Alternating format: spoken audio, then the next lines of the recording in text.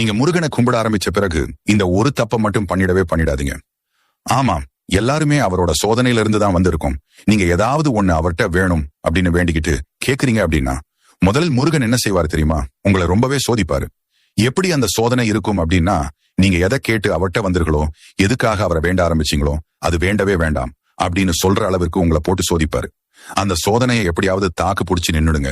வேண்டாம் அப்படின்னு மட்டும் சொல்லி அதை கைவிட்டுறாதீங்க. முதல்ல ஒன்றை ஞாபகம் வச்சுக்கோங்க.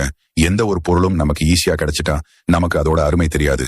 அதே ஒரு விஷயம் நமக்கு ரொம்ப கஷ்டப்பட்டு பல தோல்விகளுக்கு அப்புறம் கிடைக்கிறது அப்படின்னா அதோட அருமை நமக்கு நல்லாவே புரியும். அது மாதிரிதான் முருகன் மேல் இருக்கும் நம்பிக்கையும். நீங்க கேட்ட உடனே அவர் அதை செய்து விட்டார் உங்களுக்கு. அதோட அருமை என்னைக்குமே புரியாது. அவரது பக்தர்களை அவர் எப்போதுமே கைவிடவே மாட்டாரு. முருகன் பக்தன் அப்படின்னா சும்மா இல்லை. வாழ்க்கை அப்படி ஒன்றும் எளிது இல்லை. அதுல கஷ்டம், நஷ்டம், துன்பம், இன்பம், துயரம் இப்படியெல்லாம் கலந்துதான் இருக்கும் என்றைக்குமே. இதை நாம் தான்